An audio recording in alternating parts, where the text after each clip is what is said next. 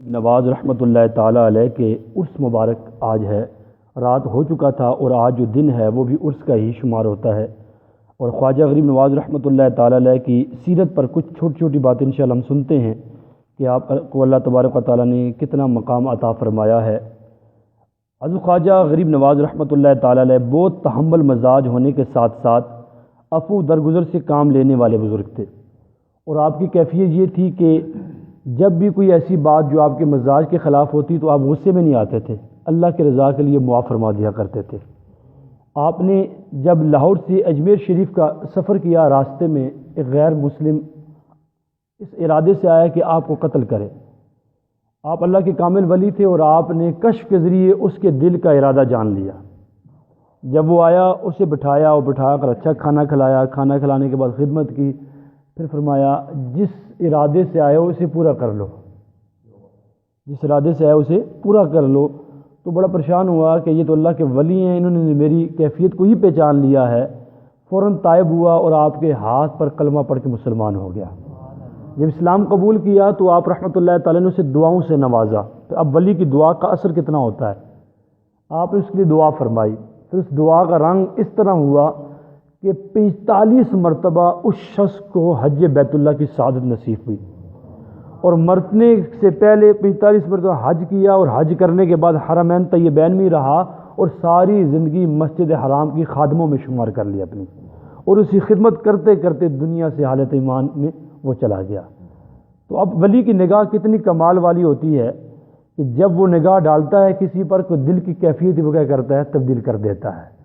اسی نے کیا خوب فرمایا تھا، جولیاں برتے ہو منگتوں کی مجھ بھی ہو عطا، حصہ جود و سخا خواجہ پیا خواجہ پیا، تیری الفت میں جیوں تیری محبت میں مروں، ہو کرم ایسا شہا خواجہ پیا خواجہ پیا۔ اب اس واقعے سے دو باتیں معلوم ہوئی کہ دیکھیں کہ غلطی کا کوئی بندہ ارتکاب کرتا ہے تو اسے چاہیے دوسرے بندے کو وہ معاف فرما دے۔ آج ہوتا ایسا نہیں ہے، کسی کی غلطی محسوس ہو جائے تو 10 سال بعد بھی ہم کوشش کرتے ہیں کوئی موقع ہاتھ سے جانے نہ پائے کہ اس کو لوگوں کے سامنے ذلیل کیا جائے، اسے لوگوں کے سامنے شرمندہ کیا جائے، اس نے فلاں دن غلطی کی تھی۔ سالوں پرانی غلطیاں، اگرچہ وہ معافی مانگ چکا ہے، توبہ کر چکا ہے، لیکن ہم پھر بھی کیا کر رہے ہوتے ہیں، اسے جتا کر لوگوں کے سامنے شرمندہ کر رہے ہوتے ہیں۔ اور دوسری بات عرض کرتا چلوں، جو بندہ کسی کی غلطی کو اچھالتا ہے، لوگوں کے سامنے بیان کرتا ہے، اسے دو باتیں یاد رکھنی چاہیے۔ پہلی بات یہ ہے کہ جس کی غلطی اچھال رہے ہو وہ انسان ہے، فرشتہ نہیں ہے۔ فرشتہ خطاؤں سے، غلطیوں سے محفوظ ہے، پاک ہے، وہ گناہ نہیں کرتا۔ انسان سے تو غلطیاں ہونی ہیں۔ اور دوسری بات یہ ہے کہ اگر ہم اپنا محاسبہ کریں ہماری کتنی غلطیاں ہیں اور ہم ان پر غور کریں تو ہم پریشان ہو جائیں گے کہ ہماری غلطیاں لوگ اچھالنا شروع کر دیں تو شاید ہمارے لیے سر اٹھانا معاشرے میں مشکل ہو جائے۔ جب ہم اپنے لیے پسند نہیں کرتے تو کسی کے مسلمان کے عیب کو لوگوں کے سامنے کیوں بیان کرتے ہیں؟ اور کسی کا عیب بیان کرنے پر حدیث پاک سنتے ہیں کہ بندے کو ایمان کے لالے پڑ جاتے ہیں۔ حدیث پاک میں ہے، جامع ترمذی کی کتاب الصفۃ القیامہ کے اندر یہ روایت موجود ہے، سرکار دو عالم صلی اللہ تعالیٰ علیہ وسلم نے ارشاد فرمایا، جس نے اپنے بھائی کو ایسے گناہ پر آڑ دلایا جس سے وہ توبہ کر چکا ہے تو مرنے سے پہلے وہ خود اس گناہ میں مبتلا ہو جائے گا۔ اب ذرا بات کریں، اللہ اس وقت اسے موت نہیں دے گا جب تک اس گناہ میں اسے مبتلا نہ کر دے۔ اب ذرا غور تو کریں کیفیت کیسی ہے، دوسرے کو آڑ دلا رہے، اگر جب وہ توبہ کر چکا ہے پھر سزا یہ ہے کہ یہ بندہ مرنے سے پہلے اس گناہ میں خود بھی کیا ہوگا، مبتلا ہوگا۔ اللہ ہمیں لوگوں کو عیبوں کو چھپانے کی توفیق عطا فرمائے، عفو درگزر کرنے کی توفیق عطا فرمائے۔ ایک بڑی پیاری حدیث پاک ہے، اگر اس حدیث پاک پر ہم عمل کر لینا تو خدا کی قسم پورا معاشرہ کیا پوری دنیا امن کا گہوارہ بن جائے۔ وہ 3 باتیں ہیں جس پر عمل کرنا ہے۔ یہ حدیث پاک ہے، مستدرک کے اندر یہ روایت موجود ہے، میرا آقا صلی اللہ علیہ وسلم نے ارشاد فرمایا، آپ فرماتے ہیں کہ جسے یہ پسند ہو کہ اس کے لیے جنت میں محل بنایا جائے، اس کے درجات بلند کیے جائیں، اسے چاہیے کہ جو اس پر ظلم کرے یہ اسے معاف فرما دے، جو اس پر ظلم کرے اسے کیا کرے، معاف فرما دے، اور جو اسے محروم کرے یہ اسے عطا کر دے، جو اسے محروم کرے اسے یہ عطا کر دے، اور جو اسے قطع تعلق کرے یہ اس سے ناطہ جوڑ لے۔ اب یہ 3 چیزیں ہر بندہ نافذ کر لے، گھر میں، علاقے میں، محلے میں، ملک میں، دنیا میں، تو خدا کی قسم نہ کبھی جنگ ہوگی، نہ کبھی فتنہ ہوگا، نہ کبھی فساد ہوگا، نہ گھر میں ناچاکیاں ہوں گی، نہ معاشرے میں ناچاکیاں ہوں گی، نہ محلے میں ناچاکیاں ہوں گی۔ یہ تین ہی چیزیں ہیں۔ پہلی چیز کیا کہی گئی ہے؟ جو تجھ پر ظلم کرے تم معاف فرما دو، اور جو تجھے محروم کرے تم اسے عطا کرو، اور جو تم سے تعلق توڑے تم اس سے ناطہ جوڑ لو۔ اور یہی چیزیں جس کی بنا پر کیا ہوتا ہے؟ معاشرے میں فساد آتا ہے، اور بندہ اس پر کاربند ہو جائے اور ظلم کرنے والے کو معاف کرتا رہے، معروف کرنے والوں کو دیتا رہے، اور تعلق توڑنے والوں کے ساتھ رشتہ جوڑتا رہے، تو کبھی بھی بد امنی آ نہیں سکتی۔ آئیے مختصر سے تعارف سنتے ہیں خواجہ غریب نواز کے متعلق رحمۃ اللہ تعالی علیہ۔ خواجہ غریب نواز رحمۃ اللہ تعالی علیہ نجیب الطرفین، نجیب الطرفین کا مطلب ہے ماں باپ دونوں کی طرف سے حسنی حسینی سید ہیں، حسنی حسینی سید ہیں۔ خواجہ غریب نواز رحمۃ اللہ تعالی علیہ کے مشہور القابات جو ہیں معین الدین، خواجہ غریب نواز، سلطان الہند اور عطائے رسول ہیں۔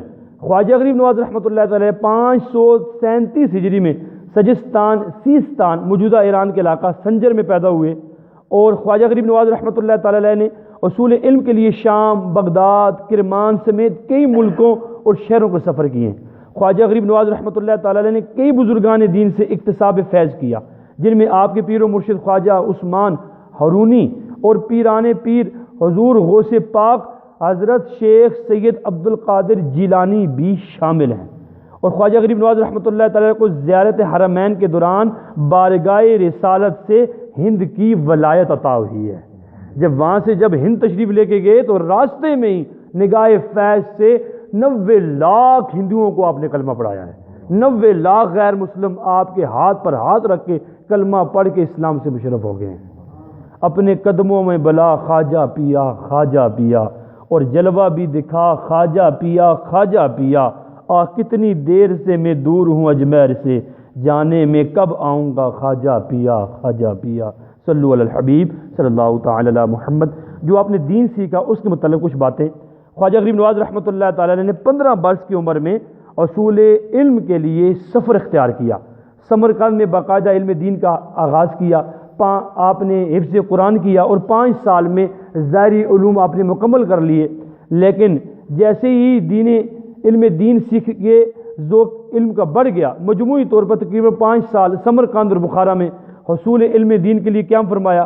اس عرصے میں اصول ظاہری، علوم ظاہری کی تکمیل تو ہو چکی تھی، مگر جس طلب سے گھر سے باہر آئے، اب گھر بار کو خیر آباد کیا تھا، اس کی تسکین ابھی باقی تھی، تو ابھی رائے سلوک کے راستے باقی تھے۔ اس لیے ایسے ماہر طبیب کی تلاش میں نکل پڑے کہ وہاں پر جو درد دل کی دوا کر سکے۔ مرشد کامل کی جستجو میں بخارا سے حجاز کا سفر کیا۔ راستے میں نیشا پور کے نوائی علاقے ہارون، ایک جو تلفظ اس کا ہارون ہے، ایک ہراؤن ہے، اس سے گزر ہوا۔ مرد کلندر کتب وقت عثمان ہراؤنی یا ہارونی چشتی رحمۃ اللہ تعالیٰ کا شرح افاق سنا، فوراً حاضر خدمت ہوئے اور ان کے دست حق پرست پر بیعت کر کے سلسلہ چشتیہ میں داخل ہو گئے۔ اب یہ اپنے پیر و مرشد ڈھونڈ لیے۔ 20 سال 6 ماہ تک اپنے پیر و مرشد کا اپنی خدمت کی ہے اور فیض پاتے رہے۔ 20 سال 6 ماہ، اور سارے سال آپ فرماتے ہیں زندگی کے یہ سال میرے سفر میں گزرے ہیں۔ اور پیر صاحب کا جو وضو کا سامان تھا اور پیر صاحب کا جو بستر میرے سر پہ ہوتا تھا، اور میں پیر صاحب کی خدمت میں لگا رہتا تھا۔ اور ایک مرتبہ ایسا ہوا، پیر صاحب اتنے خوش ہوئے تو پھر آپ نے کیا فرمایا، آپ اپنے مرید سے خوش ہو کر ایک موقع پر خود مرشد کریم خواجہ عثمان ہراؤنی رحمۃ اللہ تعالی نے فرمایا، ہمارا معین الدین اللہ پاک کا محبوب ہے، ہمارا معین الدین اللہ پاک کا محبوب ہے۔ اور یہاں تک فرمایا ہمیں اپنے مرید پر فخر ہے۔ ہر بندہ ایسی ہوتا ہے کہ شاگرد کو استاد پر فخر ہوتا ہے اور مرید کو پیر پر ہوتا ہے۔ 2 شخصیات میں نے دنیا میں ایسے دیکھی ہیں جن کے بارے میں پیر یہ فرماتے ہیں ہمیں اپنے مرید پہ فخر ہے۔ ایک یہ خواجہ صاحب ہیں جن کے بارے میں پیر صاحب نے فرمایا یہ ہمارا معین الدین اللہ کا محبوب ہے اور ہمیں اپنے مرید پر کیا ہے، فخر ہے۔ دوسری سیدھی اعلیٰ حضرت امام احمد رضا خان علیہ رحمۃ الرحمان کے پیر و مرشد شاہ علیہ رسول آپ کی کیفیت یہ تھی، آپ فرماتے ہیں مجھے ہر وقت ایک ہی فکر لاحق ہوتی تھی، کب اللہ کی بارگاہ میں جاؤں گا، رب نے پوچھ لیا آل رسول میرے لیے کیا لائے ہو، تمہیں کیا جواب دوں گا، میرے پاس اعمال نہیں ہے، کچھ بھی نہیں ہے۔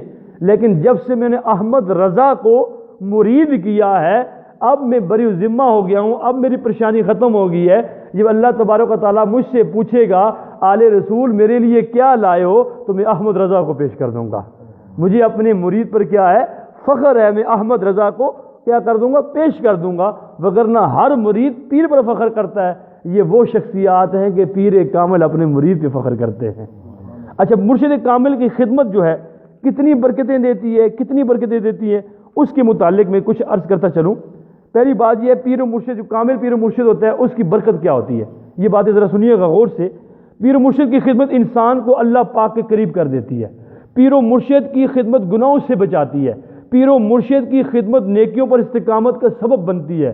پیر و مرشد کی خدمت ایمان پر خاتمے کی کبھی امید دلاتی ہے۔ پیر و مرشد کی خدمت گمراہی سے بچاتی ہے۔ پیر و مرشد کی خدمت باطن سوار دیتی ہے۔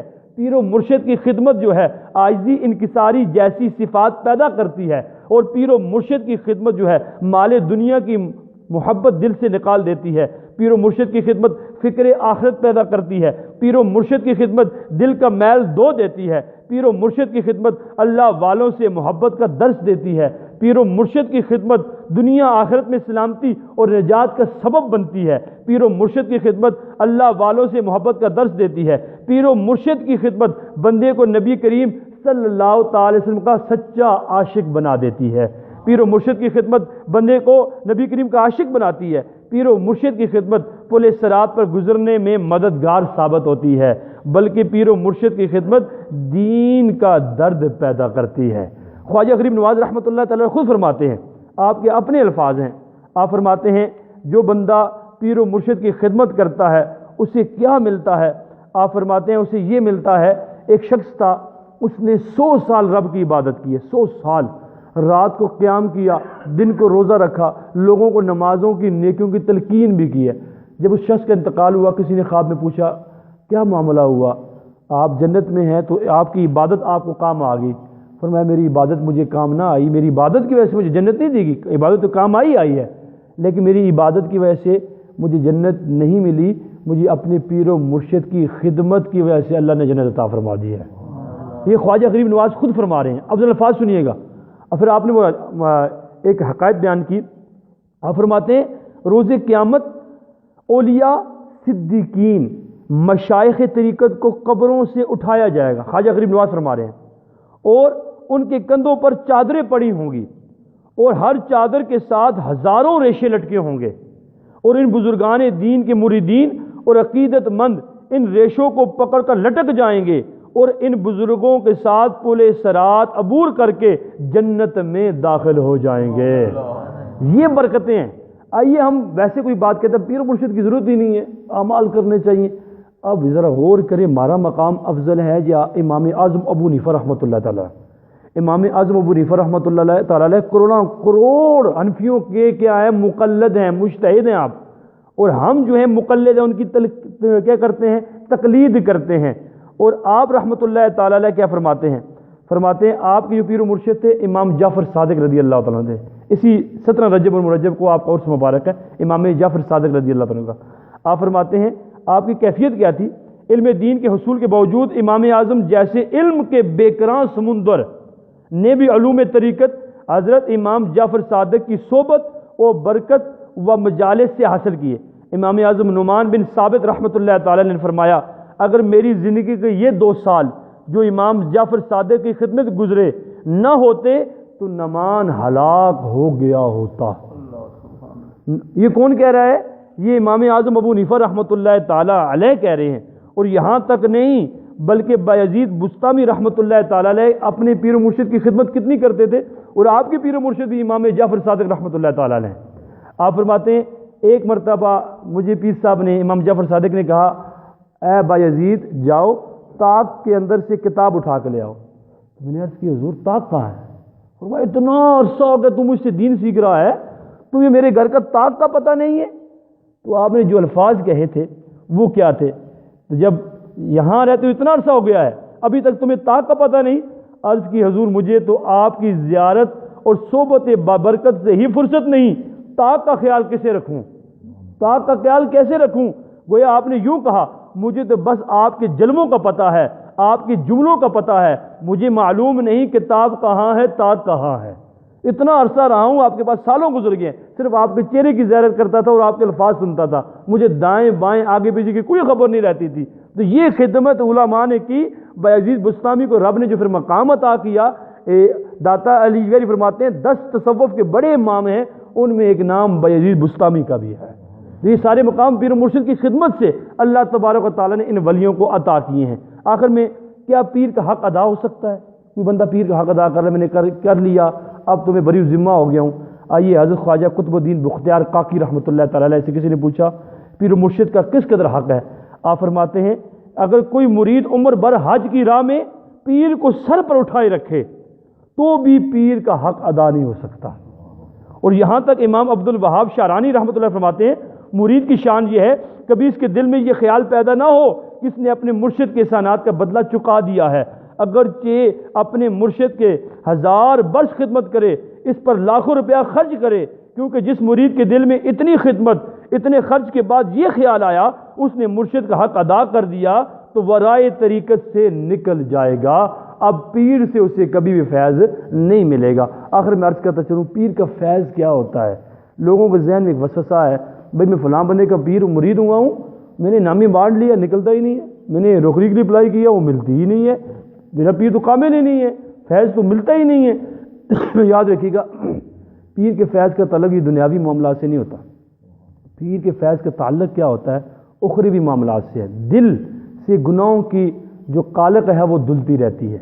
فیض یہ ہوتا ہے بندہ بتقاضا بشریت گناہ کر بھی بیٹھے، اگر کسی مرشد کامل کا مرید ہوتا ہے تو رب کی توفیق سے فیض اثر کرتا ہے۔ وہ کیسے کرتا ہے کہ بندہ فوراً اللہ کی بارگاہ میں توبہ کر لیتا ہے، اسے توبہ کی توفیق مل جاتی ہے۔ ہزاروں لاکھوں لوگ گناہ کر کے گناہ کو گناہ نہیں سمجھتے، ظلم کر کے ظلم کو ظلم نہیں سمجھتے، ناجائز کام کر کے اسے ناجائز سمجھتے ہی نہیں ہیں، ان سے توبہ کی توفیق نہیں لی جاتی ہے۔ لیکن جو ولی کامل کا مرید ہوتا ہے اللہ تبارک و تعالیٰ اسے توبہ کی توفیق عطا فرما دیتا ہے۔ تو اس پرفتن دور میں غوث پاک کے مرید ہو جائیے، بڑے بڑے سلاسل چلتے ہیں، کسی کامل مرشد کے مرید ہو جائیے، لیکن اعلیٰ حضرت فرماتے ہیں پیر بناتے ہوئے آنکھیں کھولو، پیر بناتے ہوئے آنکھیں کھولو، جب جامع شرائط پیر مل جائے اب آنکھیں بند کر دو، اب پیر کا اقامہ تمہیں لے کے چلے گا۔